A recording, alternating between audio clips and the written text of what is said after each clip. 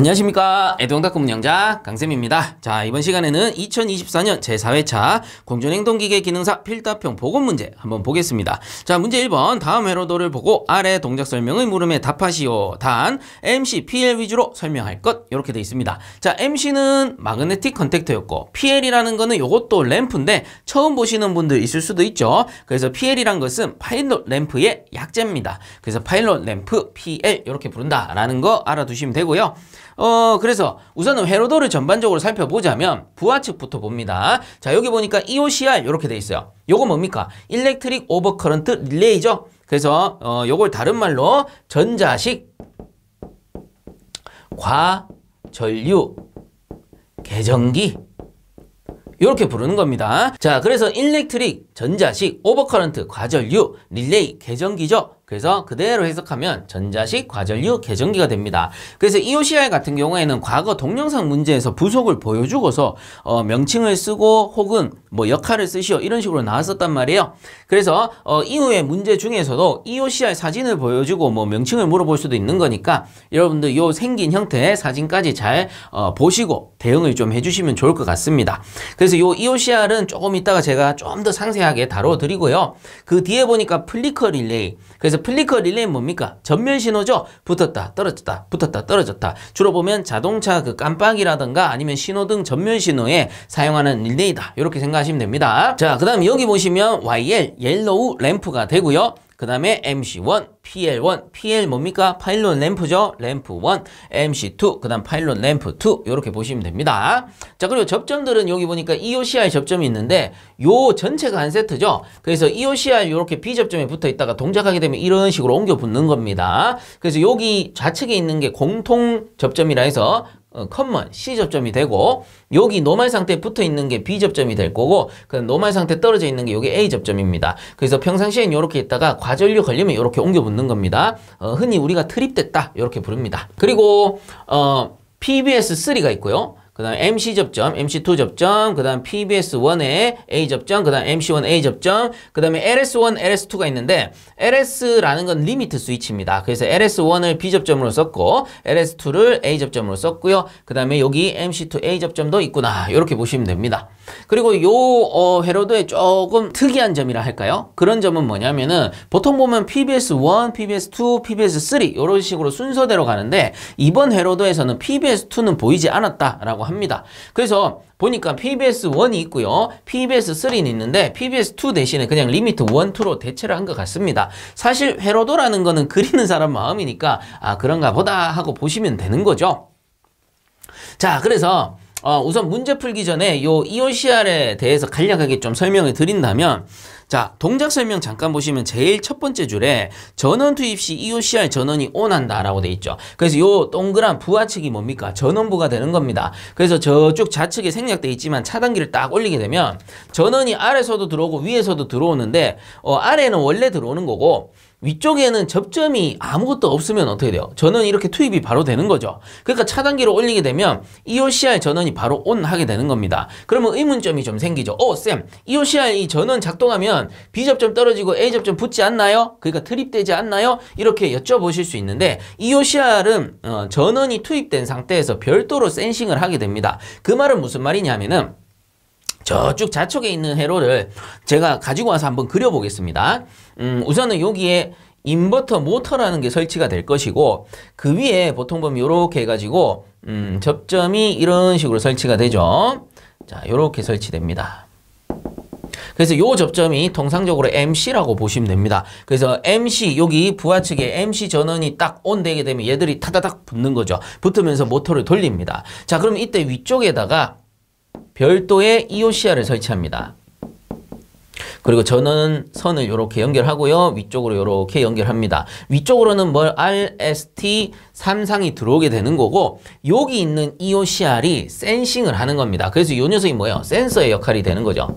센서가 딱 설치가 돼 있는 겁니다. 그러면 이 R상에서 전원 빼가지고 여기 연결하면 되고 T상에서 전원 빼가지고 이렇게 나와서 여기 연결 딱 하면 어떻게 돼요? 전원이 완성이 되는 거죠. 물론 MC가 두 개인데 제가 그냥 편의상 이렇게 생략해서 하나만 딱 그립니다. 그러니까 처음에 차단기를 딱 올리게 되면요. 여기 EOCR 전원이 바로 ON 하면서 요 센서를 작동시키는 겁니다. 만약에 EOCR 전원에 전원이 투입되지 않는다면 센서는 동작하지 않는다라고 보시면 됩니다. 그래서 센서를 요 전원을 투입함으로써 센서를 동작시켜서 과전류가 흐르게 되면 그때 트립되면서 이렇게 접점이 옮겨 붙는 거예요. 그러니 EOCR이 들어가 있는 회로는 통상적으로 EOCR 요 부하측 전원 있죠. 요 부하측 전원에 차단기만 올리면 요 전원이 투입되게끔 그려져 있어요. 그게 이제 정상 작동 회로다라고 보시면 됩니다. 자, 그래서 만약에 요 센서를 통해서 센싱을 해보니까 과전류가 흘렀습니다. 과전류. 그렇게 되면은 요 EOCR이 트립이 되면서 B접점 요게 붙어 있던 게 이렇게 옮겨 붙는 거예요. A접점 쪽으로. 자, 그래서 트립이 되면 이렇게 A접점 옮겨 붙으니까 B접점 원래 연결되어 있던 회로는 동작하지 않는 거죠. 차단을 시켜버립니다. 그리고 요 A접점 쪽으로 이렇게 전원을 통하게 함으로써 전원이 통하니까 플리커 릴레이가 온하죠. 요거 흔히 여자됐다 이렇게 부릅니다. 그래서 플리커 릴레이가 여자되면서 요 플리커 A접점이라고 표시되어 있는데 사실 플리커 릴레이 접점은 A, B접점 의미는 없습니다. 왜? 계속 붙었다 떨어졌다 할 거니까요. 자, 그래서 만약에 1초 세팅했다 그러면 깜빡 깜빡 깜빡 이렇게 될 거고 3초 세팅했다 깜 하나 둘 셋 빡 하나 둘 셋 깜 이런 식으로 움직이겠죠. 어쨌든 적당한 그 시간대를 설정해 놓으면 깜빡 깜빡 깜빡 하면서 어떻게 돼요? YL을 전멸시키는 겁니다.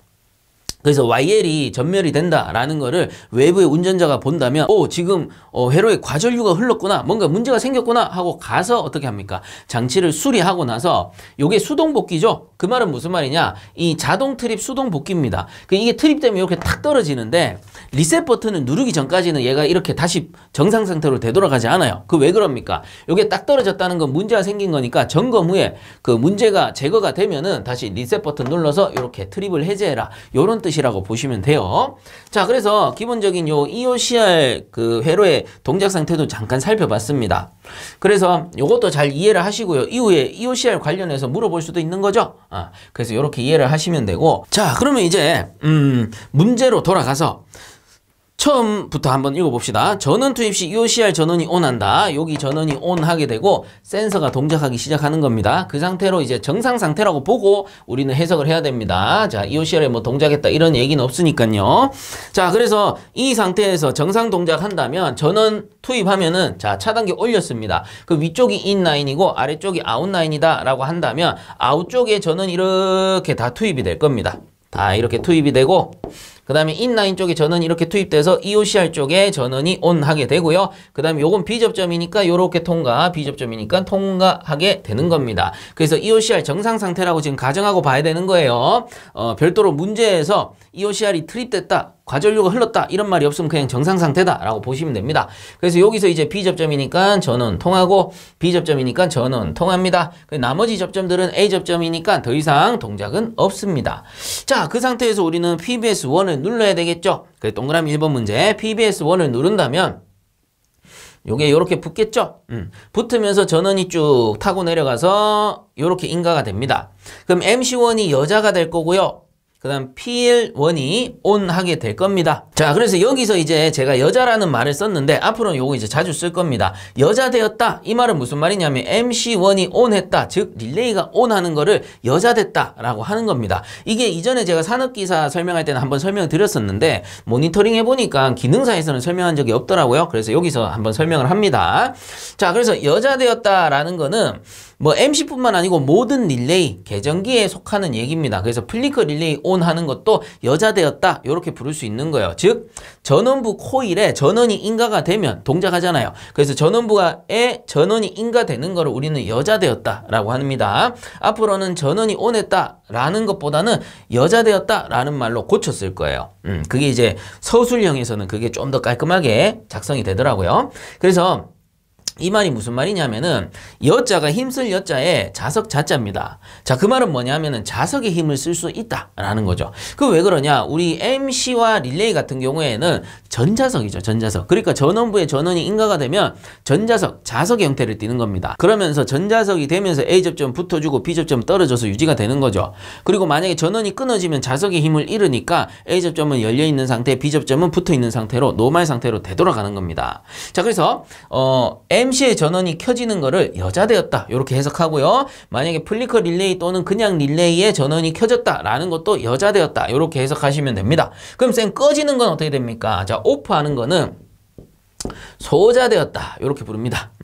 자, 그래서 여기서 소자가 뭐냐면 사라질 소, 자석 자자입니다. 그럼 자석의 힘이 사라졌다 이렇게 보시면 되겠죠. 소실되었다 이렇게 보면 되는 겁니다. 자, 그래서 그거를 이해하셨다면 그대로 제가 해석을 해드릴게요. 자, PBS1을 누르게 되면 MC1이 여자되는 거죠. 그러니까 전원이 투입됐다 이렇게 보시면 됩니다. 여자되고요. PL1이 ON, 점등하게 되는 겁니다. 그럼 MC1과 관련된 접점들을 보면 MC1A 접점이 있죠. 그럼 MC1A 접점이 여기에 딱 붙어줄 겁니다. 전자석이 되니까. 그래서 이제 전원이 이렇게 통할 수가 있으니까, 우회해서 통할 수가 있으니까 PBS1을 눌렀다가 떼면은 자, 요거 손을 떼더라도 이쪽으로 우회하니까 자기유지가 되겠죠. 그래서 요거 이제 답에 보시면 1번에 MC1이 여자되고 어떨 때 PBS1 눌렀을 때 MC1이 여자되고요. 그 다음 PL1이 점등한다 라는 거고 이때 MC1A 접점이 닫혀 요 MC1A 접점이 이렇게 닫히는 겁니다. 뭐 붙어 이렇게 써도 됩니다. MC1A 접점이 붙어 혹은 MC1A 접점이 닫혀 이렇게 쓰시면 됩니다. 그 닫혀서 어떻게 돼요? 요 접점 덕분에 자기유지된다 이렇게 볼 수가 있는 겁니다. 자, 그럼 이제 동그라미 2번에 보시면 그 후에 LS2가 감지된다면 어떻게 되느냐? LS2가 감지됐다라는 거는 요 LS2가 감지되면서 스위치가 눌렸다라고 보시면 됩니다. 그래서 LS2A 접점이 이렇게 붙는 거죠. 붙으면 전원이 딱 통합니다. 이렇게 통하면서 MC2가 여자되고요. PL2가 ON, 점등하게 된다. 이렇게 보시면 돼요. 자, 그러면 MC2 접점들을 보면 되니까 MC2A 접점이 여기 붙을 겁니다. 그리고 또 보면 여기 B 접점이 있어요. 요 B 접점이 이렇게 탁 떨어져 버리겠죠. 그러면 여기 이제 차단이 돼 버리니까 밑으로 전원이 못 들어갑니다. 못 들어가게 되면 어떻게 돼요? MC1이 이제는 소자되겠죠. 소자되면서 요 A 접점을 떨어뜨려 버리게 될 겁니다. MC1의 A 접점. 그럼 여기도 전원이 차단되니까 PL1이 소등하게 되겠죠. 오프되는 겁니다. 자, 그리고 이쪽으로 보게 되면은 LS2가 붙으면서 MC2가 여자되고 PL2가 ON 하면서 MC2A 접점이 붙었으니 요 MC2A 접점 덕분에 이렇게 우회해서 전원이 공급되고 자기유지가 되겠죠. 언제까지? LS1이 동작하거나 PBS3를 누르기 전까지는 자기유지가 되는 겁니다. 자, 그래서 이걸 또 정리를 해보자면 답에 2번에 MC2가 여자되고 언제? LS2가 붙으면 요 MC2가 여자되고 PL2가 점등된다. 자, 그리고 이때 MC2A 접점이 닫혀 자기유지되죠. 요 접점 덕분에. 그리고 MC2 B 접점이 열려. 여기 있는 B 접점입니다. B 접점이 열려. MC1이 소자되고 PL1이 소등한다. 이렇게 작성해 주시면 된다라는 겁니다. 자, 그래서 항상 말씀드리지만 이 시퀀스 헤로드는 외우는 게 아니에요. 하나하나 이해를 하시는 겁니다. 그래서 이전 강의들을 꾸준하게 들으셨고 지금 설명까지 다 들으셨다면 여러분들 충분히 시퀀스는 어때요? 점수를 받을 수 있는 문제다라고 느낄 수 있을 겁니다. 자, 그래서 1번 문제는 이렇게 정리하도록 하겠습니다. 자, 그 다음 2번 보겠습니다. 다음 회로와 같이 3개의 회로가 연결된 모터가 정방향으로 회전하고 있을 때 그중 2개의 회로를 뒤바꿔 연결하면 모터의 회전 방향은 어떻게 되는지 쓰시오라고 되어 있습니다. 그래서 이거 공부 좀 열심히 하신 분들은 쉽게 풀 겁니다. 아, 이거 맞추라고 주는 거구나 이렇게 느낌이 오실 거예요. 왜냐하면 필기 기출 문제에서도 몇 번 나왔었고요. 그리고 보건 문제, 이전에 보건했던 문제들 중에서도 요 관련된 문제가 있기는 있었습니다. 뭐 요렇게 나오진 않았지만 정력회로 한번 나온 적이 있었죠. 자, 그래서 이거 뭡니까? L1, L2, L3가 순서대로 L1이 U, L2가 V, 3가 W 쪽으로 들어가게 되면은 모터가 정회전했었다라는 겁니다. 그 상태에서 여기서 상을 이렇게 뒤바꿔 버린 거죠. 그래서 L1이 U로 가는 게 아니고 이렇게 따라가 보면 V로 가고 L2가 U로 가버린 겁니다. 그래서 원래 회로에서 이걸 탁 뒤집어 버린 겁니다. 상을 바꾼 겁니다. L3는 그냥 그대로 가는 거고요. 그래서 이 3상 회로에서 3상 전원 중에 2개의 상을 바꿔버리면 모터의 방향이 어떻게 된다 했습니까?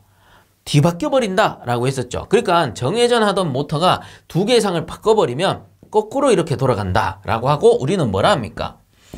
역회전한다 라고 부르는 거죠. 자, 그래서 여기 정회전이라고 명시되어 있었기 때문에 답은 역회전으로 명시를 해 주시면 되는 거고요.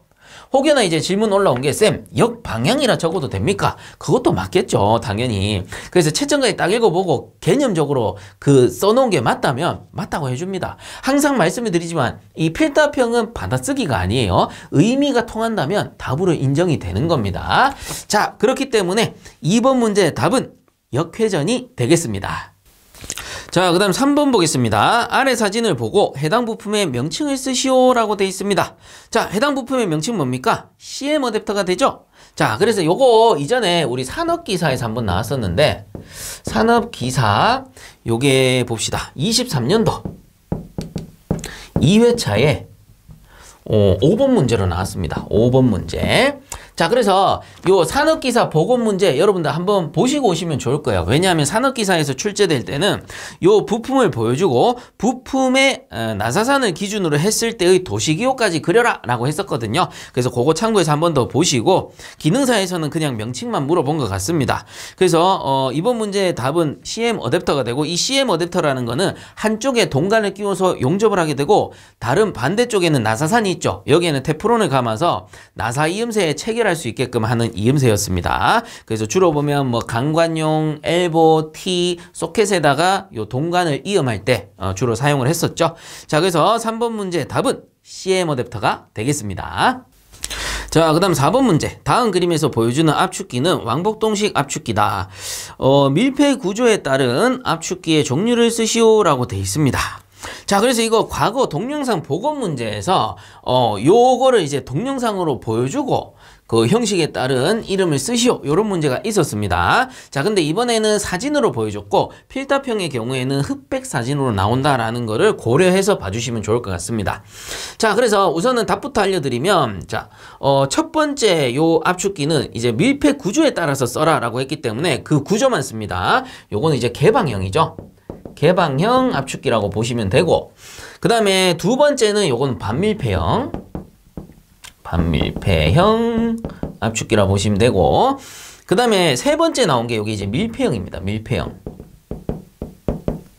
자, 그러면 이제 각각의 특징에 대해서 조금만 정리를 해보자면 밀폐형부터 볼게요. 밀폐형이라는 거는 뭡니까? 우리가 이렇게 왕복동 압축기가 있으면 피스톤이 이렇게 설치가 되고요. 피스톤이 이런 식으로 크랭크 축이랑 연결이 됩니다. 그럼 밀폐형의 개념은 뭐 있습니까? 이 전동기, 모터가 이 실린더 안에 들어가 있으면 밀폐형이라 했습니다. 자, 이때 완전 밀폐형이라고 한다면 여기를 이음부를 용접을 해놓은 형태가 되는 겁니다. 그러니까 필요시에 이거를 열고 닫을 수 없다. 그러면 밀폐형이다. 혹은 완전 밀폐형이다. 이렇게 부르는 거죠. 그래서 완전 밀폐형, 그냥 밀폐형 뭐 이렇게 해도 같은 말입니다. 자, 그러면 반밀폐형은 뭐냐라는 거죠. 반밀폐형이라는 거는 이렇게 이제 압축기가 있으면 피스톤이 들어있고, 마찬가지로 모터가 안에 들어있는 건 똑같죠. 그래서 모터가 이 실린더 안에 있으면 일단은 밀폐형입니다. 근데 반밀폐형은 이음부에 볼트 너트를 체결해 놓은 거죠. 그래서 필요시에는 볼트 너트를 풀어서 이거를 열고 닫고 할 수가 있기 때문에 이런 거를 반밀폐형 이렇게 부른다 라고 보시면 됩니다. 그래서 밀폐형과 반밀폐형 이렇게 구분을 해주시면 되고, 그러면 개방형은 뭡니까? 개방형이라는 거는 압축기가 이렇게 있고 피스톤이 이렇게 있으면 이 모터를 안에 넣는 게 아니고 모터를 밖으로 뺍니다. 자, 이런 식으로 전동기 모터를 밖으로 빼요. 그럼 이건 또 연결하는 방식이 두 가지가 있는데, 그 압축기에 풀리를 이용해서 풀리를 딱 설치해가지고 풀리에다가 벨트를 이렇게 거는 형식이 있고요. 그래서 지금 사진에 보여드리는 거는 요 압축기 옆에 풀리가 있을 겁니다. 요런 식으로 생겨가지고 풀리가 있을 겁니다. 풀리에다가 이렇게 벨트를 감는 형식입니다. 그리고 또 똑같은 구조인데 피스톤이 이렇게 돼 있고 마찬가지 전동기가 밖에 빠져 있는데요. 요걸 축으로 또 연결하는 경우도 있긴 있어요.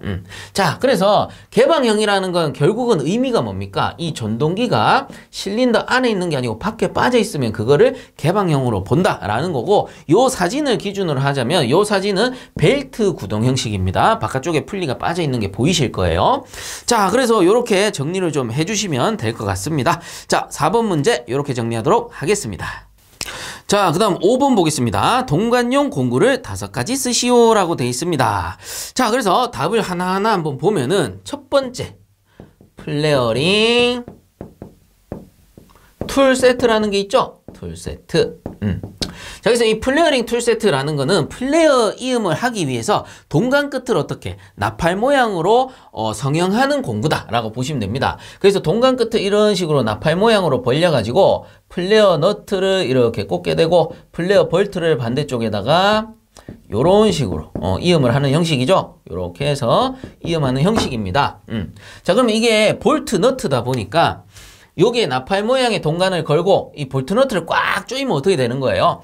여기 나팔 부분이 양쪽으로 압축이 되면서 이음이 되는 거죠. 그래서 플레어 이음을 다른 말로는 뭐랍니까? 압축 이음이라고도 한다라고 배웠습니다. 자, 그 다음 두 번째는 사이징 툴인데요. 이 사이징 툴은 동간의 끝을 원형으로 정형하는 공구라고 배웠습니다. 그래서 뭡니까? 요게 앞농 공구가 하나 있고 순농 공구가 요렇게 한 세트로 있다라고 했어요. 그럼 앞농 공구는 여기 안쪽에 구멍이 이런 식으로 뚫려 있겠죠? 그럼 찌그러진 동간이 있다. 그럼 여기다가 탁 꼽는 겁니다. 이렇게 찌그러져 있어요. 자, 동간이 이렇게 찌그러져 있어요. 그럼 동간 딱 넣어놓고 순농 공구로 팍 꽂아버리면 어떻게 돼요? 요게 쭉 펴지겠죠?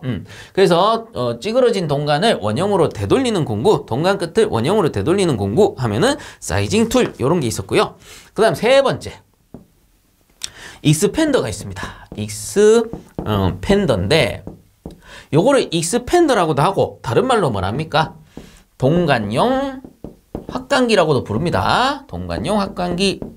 그래서 이전에 문제에서 한번 나온 거 보신 적이 있을 겁니다. 그래서 동간 끝을 확간할 때, 그러니까 동간 끝을 이렇게 넓혀서 한쪽을 확간을 해주고요. 그 다음 반대쪽에 원래 동간을 끼워서 이 부분을 어떻게 합니까? 용접을 하는 형태다라고 했었죠. 그래서 이 확간할 때 쓰는 게 익스펜더 또는 동간용 확간기 같은 말입니다. 그래서 쓰기 쉬운 걸로 쓰시라고 제가 익스펜더라고 용어를 정리를 좀 해봤습니다. 자, 그 다음 공구로는 네 번째 튜브 밴더가 있습니다. 튜브 밴더. 자, 이렇게 튜브 밴더라고 작성해 주셔도 되고 아니면 동간용 밴딩기 이렇게 작성해 주셔도 상관없겠습니다. 그래서 동간을 밴딩할 때 쓰는 공구였어요. 튜브 밴더가 있었고, 자, 그 다음에 다섯 번째는 리머라는 게 있습니다. 자, 리머는 요건 이제 거스러미를 제거하는 공구가 되는데 통상 우리 동간을 그려본다면 이렇게 생겼고 동간 요 내경이 요렇게 생겨 있었다라고 한다면 우리가 동간 커트를 가지고 이거를 커팅하면 이렇게 돌리면서 자르긴 하지만 사실상 날이 이렇게 압축되면서 잘리는 거거든요. 그럼 딱 자르고 나면 단면을 보시게 되면 요렇게 똑같은 직경이더라도 내부의 경이 좁아져 있는 걸 볼 수가 있습니다. 왜 그러냐? 동간 날로 이렇게 누르면서 자르다 보니까 압축이 되면서 내경이 좁아지는 거예요. 그럼 이러면 유체에 저항이 걸려버리잖아요. 그래서 요 내부에 동커터로 이제 자르고 나면 거스러미가 발생하는 겁니다. 거스러미. 요걸 영어로는 벌을 하죠. 그래서 이 내경이 축소되면 유체에 저항이 걸리니 이걸 제거해 줄 필요가 있다라는 겁니다. 그래서 여기에 리머를 탁 가지고 와가지고 이렇게 꾹꾹꾹 돌려주면은 거스러미가 제거가 되면서 어떻게 됩니까? 내경이 원래대로 이렇게 되돌아갈 수 있다라는 거죠. 원래대로 이렇게 되돌아가는 겁니다. 그래서 거스러미를 제거하는 공구 리머가 있었고요. 자, 그 다음에 여섯 번째. 앞에서 말했지만 동간 커터가 있었죠. 그거를 편하게 쓰려면 튜브 커터 이렇게 쓰시면 됩니다. 그래서 튜브 커터라고 쓰셔도 되고 아니면은 동간용 파이프 커터라고 쓰셔도 상관없겠습니다. 자, 그래서 공구의 종류 제가 한 6가지 정도 이렇게 작성을 해봤는데요. 이 중에서 5가지 작성해 주시면 되겠죠. 자, 그러므로 5번 문제 이렇게 정리하도록 하겠습니다.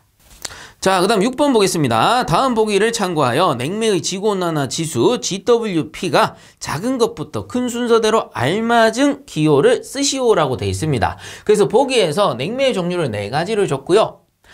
요 냉매의 종류를 가지고 지구온난화 지수죠. 이 GWP가 작은 것부터 큰 순서대로 그 기호를 써넣어라 라는 겁니다.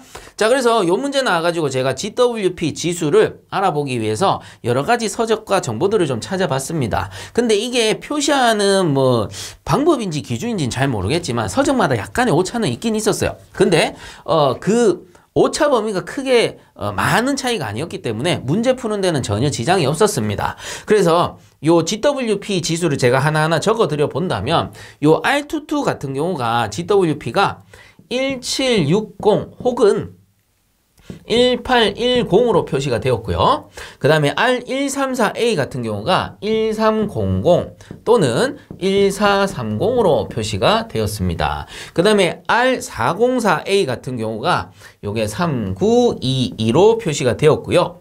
그 다음에 R410A 같은 경우가 1924 또는 2088로 표시가 되었습니다. 자, 그러면은 요 지수를 토대로 이제 그 순서를 정리를 해본다면 작은 것부터 큰 순서로 적어라 라고 했잖아요. 자, 그래서 제일 작은 게 보면 R134A입니다. 그래서 R134A가 제일 작고요. 그 다음이 R22가 되죠. R22. 자, 그 다음이 뭡니까? 410A죠. 그래서 R410A가 되고, 그 다음 가장 큰 게 R404A죠. 그래서 R404A 순서로 작성을 해주시면 되고, 근데 이렇게 써라 라고 한 게 아니고 기호로 써라 라고 했기 때문에 기호를 정리하면 134가 나번이죠. 자, 134 나번. 그 다음에 R22는 가번. 그 다음에 410이 라번. 자, 그 다음에 404가 다번이 되는 겁니다. 그래서 답안 작성하실 때는 나가라다 요렇게 작성하시는 거죠. 자, 그러므로 6번 문제 요렇게 정리하도록 하겠습니다. 자, 그 다음 7번 보겠습니다. 다음 몰리에르 선도, pH 선도죠. 자, 이 몰리에르 선도를 보고 냉동장치의 성적개수 COP를 구하는 공식을 쓰시오라고 되어 있습니다. 자, 그래서 몰리에르 선도 한번 그려보면 pH 선도가 되겠죠. 자, 그래서 이런 식으로 작도가 되어 있다면 이렇게 그릴 수가 있겠네요. 자, 그래서 요걸 조금 연장합시다. 연장해서 엔탈피 값 표시해야 되니까 여기가 A, B, C, 그 다음에 요 점입니다. 요 점이 D, 그 다음 E, F 라고 했을 때 엔탈피를 한번 내려본다면 이렇게 엔탈피 값을 쭉 빼본다면 이렇게 쭉 뺄 수가 있겠죠. 그럼 얘가 HB가 되고 요게 HA가 되고 그럼 요 점이 HF가 되는 겁니다. 요 각점들을 얘기하는 거예요. 그래서 이렇게 등 엔탈피 선을 내렸을 때, 자, 그러면 우리가 구하고자 하는 것은 COP입니다. 성적개수 COP인데, 자, COP라는 거는 준 것분의 한 거라고 했죠? 효율이라고 했으니까. 그래서 냉동장치에서는 준 게 뭡니까? 압축기에 일량 또는 열량을 주게 되고, 그 다음에 한 것은 뭐예요? 스몰 Q, 냉동효과, 증발기의 냉동효과가 된다라는 겁니다. 자, 그렇다면 요거를 엔탈피 값으로 한번 나타내 본다면, 자, 압축기 입출구의 엔탈피 차, 이게 뭡니까? AW가 되겠죠? 그 다음에 증발기 입출구의 요 엔탈피 차가 스몰 Q가 되는 겁니다. 자, 그러니 엔탈피 값으로 나타내면 큰 거에서 낮은 거 빼야 되니까 HB 빼기 HA가 AW죠. 그래서 HB 빼기 HA 분해. 자, 증발기는 HA 빼기 HF가 될 겁니다. 그래서 HA 빼기 HF가 이제 성적개수를 나타내는 공식이 되는 겁니다. 자, 그래서 많이 여쭤보시는 게 쌤, HB 빼기 HA가 아니고 B 빼기 A분의 A 빼기 F 해도 됩니까? 이렇게 여쭤보시던데 사실 조금 애매한 부분이 없지 않아 있습니다. 왜냐하면 pH 선도로 줬고요. 여기 H라는 엔탈피 값을 표시를 해줬기 때문에 등 엔탈피 선을 작도했다라고 가정했을 때 그 엔탈피 값의 기호로 성적개수를 써주시는 게 제 기준에서는 좀 더 정확하지 않을까 이렇게 생각은 해요. 자, 그래서 가급적이면 이렇게 엔탈피 값으로 작성을 해주시고 AW분의 스몰 q 쓰면 됩니까? 이거 아니죠. 요건 제가 임의로 넣은 겁니다. 그러니까 엔탈피 값 표시해줬으니까 엔탈피 값으로 구하면 되는 거예요. 그러니까 정답은 자, COP는 다시 한번 써드릴게요. HB 빼기 HA 분의 HA 빼기 HF 이렇게 작성해 주시면 되겠습니다. 자, 7번 문제 이렇게 정리하도록 하겠습니다. 자, 그 다음 8번 문제. 다음 사진에서 보여주는 부품의 명칭을 쓰시오라고 되어 있습니다.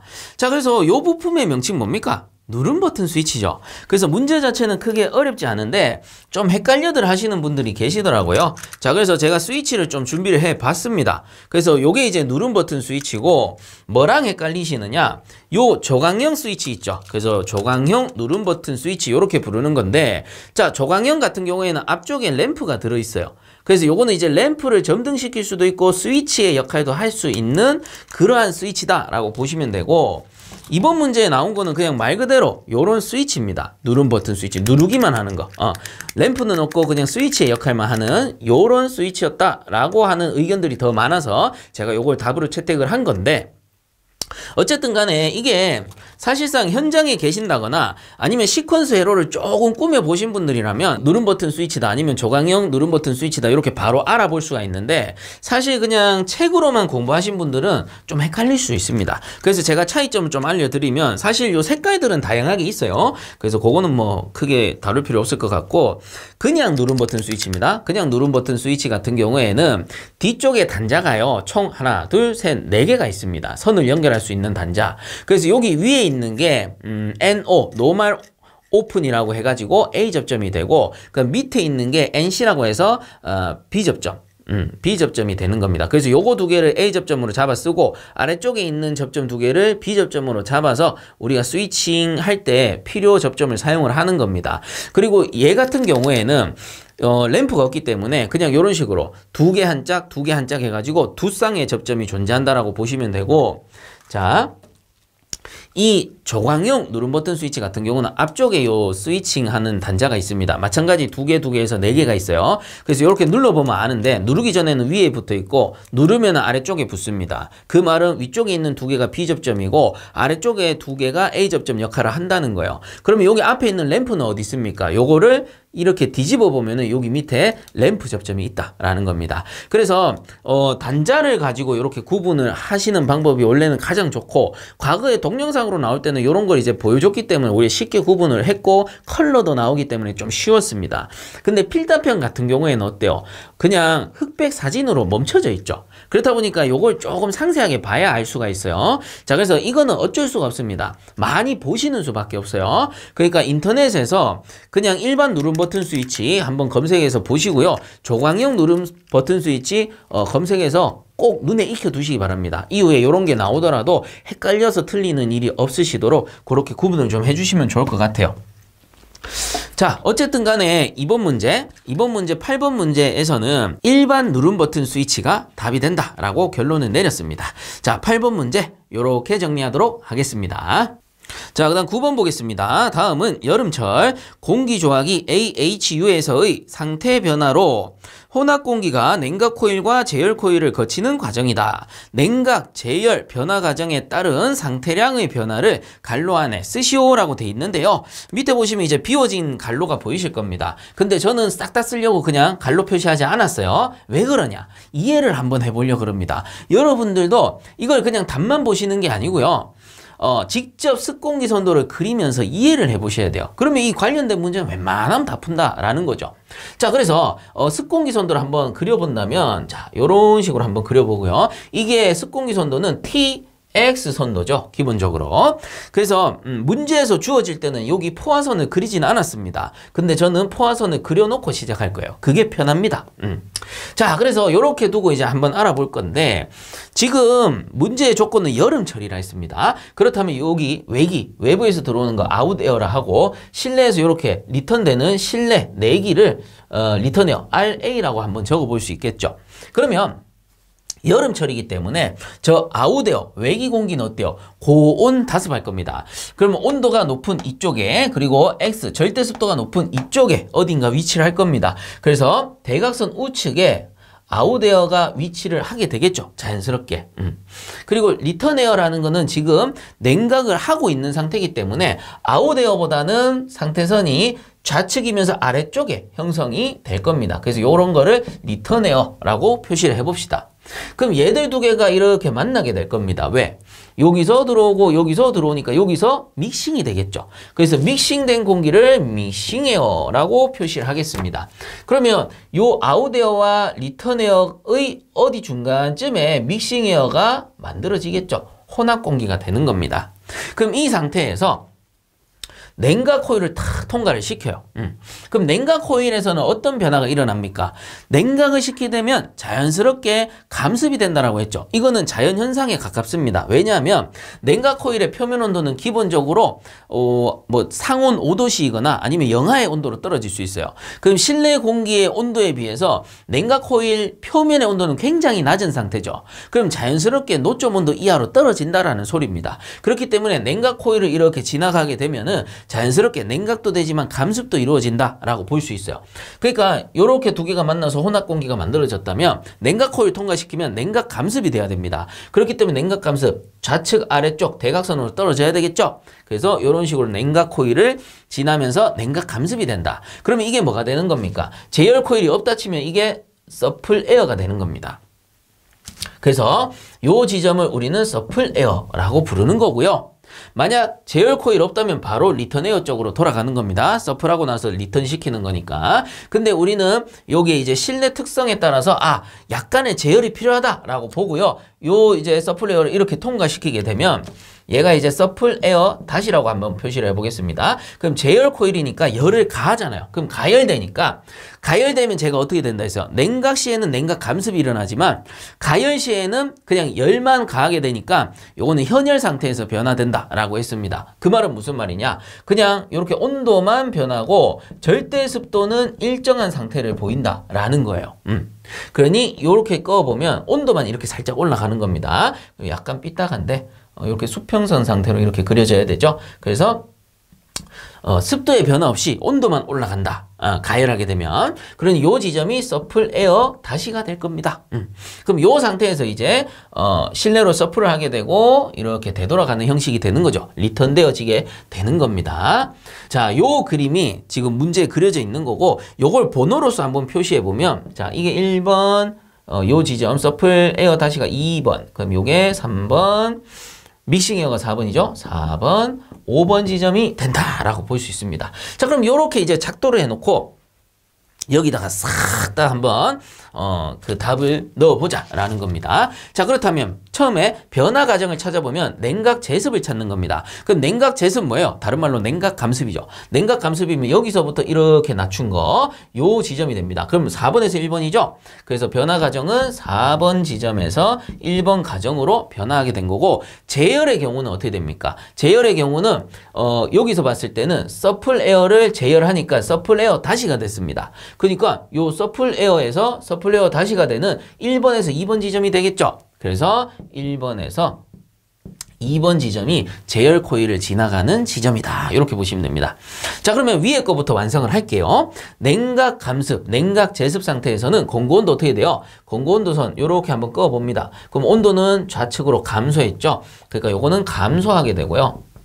그 다음 상대습도는 어떻게 됩니까? 요 상대습도선이 포화선, 100%인 선이다 라고 한번 얘기를 해본다면 상대습도선은 이런 식으로 그리게 되고 우측으로 갈수록 상대습도는 감소하죠. 그래서 뭐 90%, 80%, 40% 뭐 이런 식으로 떨어지는 겁니다. 우측으로 갈수록. 그럼 얘는 좌측으로 가잖아요. 그럼 어떻게 되죠? 상대습도는 증가한다. 자, 다음 절대습도 어떻게 됩니까? 자, 4번 지점에서 이렇게 빼고요. 1번 지점에서 이렇게 습도선을 뺍니다. 절대 습도선을 빼면 자, 요게 X4, 요 밑에 있는 게 X 뭐 1번으로 보면 되겠죠. X1이다 라고 하면 절대 습도는 감소하는 걸 알 수가 있습니다. 그러니까 절대 습도는 감소 이렇게 작성하고요. 그 다음에 엔탈피 어떻게 됩니까? 여기 엔탈피 선이 있겠죠? 그러면 1번 선 이렇게 꺾고 4번 선 이렇게 꺼본다면 자, 요게 엔탈피니까 엔탈피 밑으로 이렇게 떨어지면 어떻게 됩니까? 감소하게 되는 거죠. 자, 그래서 요거를 H4라고 요거를 H1이라 해본다면 감소하는구나. 요렇게 볼 수 있습니다. 자, 그 다음에 이제 동그라미 1번, 2번 제열을 보도록 합시다. 그럼 1번, 2번 상태를 보면 되는 거예요. 공고온도 어떻게 됩니까? 이렇게 공고온도선 내리면 이렇게 우측으로 이동하게 되니까 요거는 증가하는구나. 자, 그 다음에 상대습도는 어떻게 됩니까? 마찬가지 요 밑에 거 지울게요. 밑에 거 지우고 우측으로 이동하니까 자, 우측으로 이동하니까 상대습도는 오른쪽 우측으로 가게 되면 감소한다라고 했죠. 자, 그 다음에 절대습도는 어떻게 됩니까? 1번, 2번 지점은 요렇게 꺼보니까 X가 일정하더라. 요거는 일정. 절대습도는 일정. 엔탈피 어떻게 됩니까? H1은 빼놨고 H2 이렇게 빼보는 겁니다. 그럼 요 화살표 지워버리고 H2다라고 한다면 이렇게 위쪽으로 어떻게 돼요? 엔탈피가 증가하는구나. 그래서 증가 이렇게 적는 겁니다. 자, 그래서 문제에서의 빈칸을 찾아본다면 요거하고 요거하고 요거 이렇게 1점까지. 요게 이제 빈칸으로 나온 거죠. 그래서 빈칸만 답을 보지 마시고 요걸 작도로 해보고 연습을 하고 진짜 그냥 다 채워 넣는 걸 연습을 한번 해보세요. 자, 그렇게 하시면은 이게 꼭 냉각 코일과 제열 코일만 있는 게 아니고 만약에 난방 시에 가습을 또 할 수도 있잖아요. 그런 사이클이 나오더라도 우리가 직접 그려본다면 이해를 하고 있다면 이런 거를 채워 넣는 건 크게 어렵지는 않을 겁니다. 자, 그래서 9번 문제 이렇게 정리하도록 하겠습니다. 자, 그 다음 10번 보겠습니다. 다음 그림을 보고 공기세정기의 각부 명칭을 보기에서 골라 알맞게 쓰시오 라고 되어 있습니다. 그래서 영어로는 이 공기세정기를 에어와셔라고도 하는데요. 간단하게 공조기 그림을 한번 그려보면, 자, 공기조화기가 이렇게 있다. 그럼 송풍기가 이렇게 있을 겁니다. 그럼 이쪽에 필터가 설치되고 아웃에어가 들어온다라고 하면 이렇게 들어가겠죠. 앞에서 봤듯이 리턴에어가 돌아 들어올 수도 있는 겁니다. 그럼 여기서 믹싱에어가 발생을 하게 되고, 우리가 에어와셔는 이제 그 분무 노즐을 사용해서 물을 뿌리는 장치다 보니까 그 히팅이라고 한번 해볼게요. 이렇게 해가지고 가열 코일이 있습니다. 그럼 우리가 가습을 하기 위해서 이렇게 뭐합니까? 에어와셔를 설치를 합니다. 그리고 실내에다가 조화된 공기를 이렇게 치출을 하고 그 다음에 이렇게 되돌려서 리턴을 시키는 거죠. 치출되는 공기는 서플에어 이렇게 부르는 거죠. 자, 이때 제가 편의상 에어와셔라 해서 그냥 이 뿌려주는 노즐만 그렸었는데 실제로는 이 에어와셔라는 것은 별도의 장치입니다. 그래서 이거를 공기 세정기라 불러요. 자, 그럼 이걸 조금 더 디테일하게 한번 그려보자 라는 겁니다. 그럼 좀 디테일하게 한번 그려본다면, 자, 여기다가 한번 그려보겠습니다. 자, 크게 한번 그려보고 이런 식으로 설치가 되는데 여기에 보면 구멍이 이런 식으로 나 있다라고 보시면 되고, 여기 가운데 있는 구멍이 급수구입니다. 그 다음에 아래쪽에 있는 거는 배수구. 배수를 시켜야 되기 때문에 제일 아래쪽에 있어요. 그 다음 위쪽에 있는 거는 오버플로우 관이라고 보시면 됩니다. 그래서 이거 에너지 공부해 보신 분들은 오버플로우 관 익숙하실 텐데요. 이거 뭡니까? 물이 올라오다가 넘치는 걸 방지하는 거죠. 넘치기 전에 물을 이렇게 빼주는 관입니다. 그래서 오버히트를 방지한다라고 해서 오버플로우 관 이렇게 부르는 겁니다. 자, 그러면 이걸 이제 배관으로 구성을 한번 해본다면 이렇게 주 배관이 들어오게 되고 이런 식으로 이제 연결이 되는 겁니다. 연결이 되고 우리 스탠드 배관이라고 해서 이렇게 세워진 배관이 있어요. 이런 식으로 세워진 배관이 있습니다. 그럼 여기에 노즐을 탁 설치를 하는 거죠. 노즐 방향은 제가 신경 안 쓰고 그냥 그리겠습니다. 그래서 스탠드 배관에 노즐을 설치해서 이 노즐을 분무 노즐이라고 그래요. 물을 뿌리는 겁니다. 그럼 어디에 뿌리느냐? 자, 요쪽에서 예를 들어 여기서 공기가 이렇게 넘어온다 치면은, 자, 공기가 이렇게 넘어옵니다. 그 공기가 이렇게 들어온다라고 생각을 하시면 돼요. 자, 이렇게 들어오는데 여기서 공기가 들어옵니다. 그러면 여기에다가 일단은 이렇게 해가지고 루버를 설치해요. 자, 루버라는 거 우리 루버 댐퍼도 있었죠. 루버 댐퍼 생각하시면 조금 수월합니다. 그 말은 무슨 말이냐? 이런 식으로 루버를 설치해서 장치의 모델에 따라 조금 다른데 고정 루버도 있고 움직이는 루버를 쓰는 경우도 있습니다. 그 움직이는 루버를 쓰게 되면은 풍량을 또 조절할 수가 있겠죠. 그래서 요 루버의 역할 중에 풍량을 조절하는 기능도 있고요. 풍량. 근데 이건 모델마다 또 다릅니다. 고정 루버도 있어요. 그래서 제가 필기에서 설명드릴 때는 그냥 풍량만 조절한다 이렇게 설명을 드렸었는데 조금 더 디테일하게 들어가면 풍량뿐만 아니고 주된 목적은 정류를 한다라고 보시면 됩니다. 그래서 필답형에서 이렇게 디테일하게 나왔기 때문에 이제 디테일하게 또 접근을 해야 되겠죠. 자, 그러면 이 정류라는 것은 무엇이냐? 자, 이 정류라는 거는요. 요 정자가 가지런할 정에 흐를 유입니다. 이 말은 무슨 말이냐? 이쪽에서 오는 공기가 기류가 일정치 않을 수 있잖아요. 막 이렇게 날리면서 올 수도 있기 때문에 루버를 통과하면서 막 이쪽에서는 막 날려서 왔는데 루버를 통과하면서 기류를 어떻게 가지런하게 만들어 준다라는 거예요. 가지런하게 만들어줘야 물을 뿌렸을 때 좀 더 세정도 잘 될 거고 가습도 잘 될 겁니다. 그래서 이 정류라는 거는 기류를 바르게 만들어 준다라고 보시면 돼요. 가지런하게 바르게 만들어 준다. 그래서 이 공기세정기에 있어서는 루버의 주된 역할은 정류라고 보시면 됩니다. 부가적으로 풍량 조절도 가능은 합니다. 그렇게 알아두시면 되고 주된 역할은 정류다. 그래서 필터평에서 정류라는 키워드를 줄 거예요. 그렇기 때문에 이렇게 조금 더 디테일하게 들어가는 겁니다. 자, 그래서 이 공기가 쫙 지나갈 거 아닙니까? 공기가 지나갈 때 여기 노즐에서, 분무 노즐에서 물을 이렇게 쫙 뿌리는 겁니다. 물을 쫙 뿌려요. 물을 쫙 뿌리는 겁니다. 노즐이 이렇게 위쪽에도 다 설치가 되겠죠. 이렇게 물을 탁 뿌리면 어떻게 됩니까? 물을 뿌리게 되면 공기 중에 이물질도 제거되겠죠. 그리고 공기에 가습하는 효과도 있는 겁니다. 그래서 분무 노즐을 이용해서 공기를 가습하고요. 그리고 공기를 세정한다라고 보시면 돼요. 공기를 깨끗하게 씻어주는 거예요. 그렇기 때문에 이걸 뭐랍니까? 공기 세정기라 부르는 거고 다른 말로 에어 와셔라고 부릅니다. 와셔, 씻는다 이 뜻이죠. 공기를 씻어준다. 그래서 공기 세정기입니다. 자, 그렇다고 해서 분무 노즐이 가습하고 세정하는 게 아니고 전체적으로 가습과 세정을 위해서 설치하는 장치다. 이렇게 보시면 돼요. 자, 그 다음에 이 출구단에는 뭐가 있느냐? 이렇게 해가지고 엘리미네이터가 설치돼요. 엘리미네이터. 자, 이거 엘리미네이터 같은 경우에는 우리 냉각탑에 설치하는 엘리미네이터와 역할이 같습니다. 뭡니까? 비산 방지 장치로서 쓰입니다. 그래서 냉각탑에서도 우리가 냉각을 하고 공기를 위쪽으로 쫙 뿜어내잖아요. 그러면 이제 방열이 이루어지는데 그 팬의 동력이 워낙 크다 보니까 공기의 양도 많이 빨려 나가지만 물이 또 섞여 나갈 수가 있습니다. 노즐을 통해 이 내려오는 물이 섞여 나갈 수 있어요. 근데 냉각탑 같은 경우는 밀폐된 장치다 보니까 내부에 레조넬라균이 살죠. 그래서 이 물방울이 밖으로 노출이 되면 2차 피해로 이어질 수가 있기 때문에 물이 비산되어 날아가는 걸 방지해 주는 겁니다. 그래서 공기만 빠져나갈 수 있게끔 해 주는 거죠. 똑같습니다. 엘리미네이터도 만약에 이렇게 세정을 위해서 물을 다 뿌리잖아요.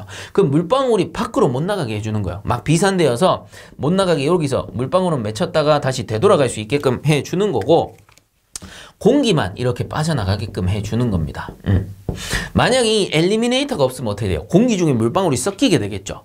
그럼 우리 천장에 있는 치출구에서 비 옵니다. 물방울 섞여버리면 공기만 나와야 되는데 비가 올 수가 있어요. 그렇기 때문에 엘리미네이터를 출구에 설치해서 물방울이 비산되는 걸 막아서 공기만 빠져나가게끔 해주는 거 아주 중요하겠죠.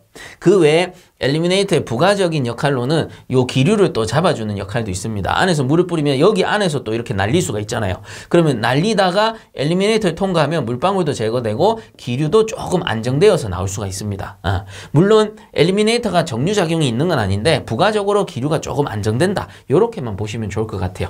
자, 그래서 키워드별로 정리를 좀 하자면 우리 루버라는 거는 정류작용을 하는 거고 그 다음에 이렇게 노즐 있죠? 노즐이 분무 노즐인데 이 분무 노즐은 요 세워져 있는 파이프, 스탠드 파이프에 설치를 해서 이 물을 분사하는 역할을 한다. 이렇게 알아주시면 되고 그 다음에 엘리미네이터는 비산 방지 장치로서 쓰이게 되고요. 한 가지 빼먹을 뻔했습니다. 여기에도 별도의 노즐을 설치를 합니다. 요 노즐이 뭐냐면은 플로딩 노즐이라 그래요. 이 플로딩 노즐의 역할은 뭐냐? 엘리미네이터를 계속 쓰다 보면은 장시간 지나다 보면 오염된 공기가 또 지나갈 수도 있잖아요. 일부 오염된 공기. 그러다 보면 어떻게 됩니까? 엘리미네이터에도 이런 이물질들이 들러붙을 수가 있습니다. 장시간 사용했을 때. 그럼 이게 막혀버리게 되면은 공기가 못 지나가겠죠. 그래서 이거를 주기적으로 씻어줘야 되기 때문에 별도의 플로딩 노즐을 설치해서 여기서 다시 엘리미네이터를 씻어주기 위해 물을 쫙 뿌려주는 겁니다. 그래서 플로딩 노즐의 역할은 뭡니까? 엘리미네이터를 청소하기 위해 설치한다. 또는 엘리미네이터를 씻어내기 위해서 설치한다. 이렇게 보시면 되겠죠. 자, 그래서 문제에 맞는 답을 한번 적어본다면 자, 그냥 번호로서 제가 쓸게요. 동그라미 1번에 유입되는 공기의 흐름을 일정하게 정류하여 물방울과의 접촉 효율을 향상시키는 장치라고 하면은 정류작용이라고 했으니까 자, 정류하면 뭡니까? 루버가 답이 돼야 되겠죠. 그래서 동그라미 1번의 답은 루버가 되는 거고요. 그 다음 동그라미 2번 엘리미네이터에 부착된 먼지를 세정하는 장치. 자, 엘리미네이터를 씻어준다. 엘리미네이터를 청소해준다 하면은 플러딩 노즐이죠. 그래서 요게 동그라미 2번의 답이 되는 겁니다. 그 다음 3번에 스탠드 파이프에 부착되어 1.5에서 2kg/제곱센치 정도의 물을 미세하게 분무하는 장치. 그래서 스탠드 파이프, 세워져 있는 파이프에 설치해서 분무를 하는 노즐이죠. 그러니까 분무 노즐. 요게 동그라미 3번의 답이 되는 겁니다. 자, 그 다음에 동그라미 4번. 분무된 물이 공기와 함께 비산되는 것을 방지하는 장치. 뭡니까? 엘리미네이터. 비산 방지 장치죠. 그래서 동그라미 4번 문제 의 답은 엘리미네이터가 되겠습니다. 자, 이런 식으로 키워드를 잘 찾아서 정리를 해주시면 될 것 같습니다. 자, 이렇게 해서 이번 회차 마무리하도록 하겠습니다. 포기하지 말고 차근차근 끝까지 하셔서 꼭 좋은 결과들 얻으시기 바랍니다. 자, 수고들 많이 하셨습니다.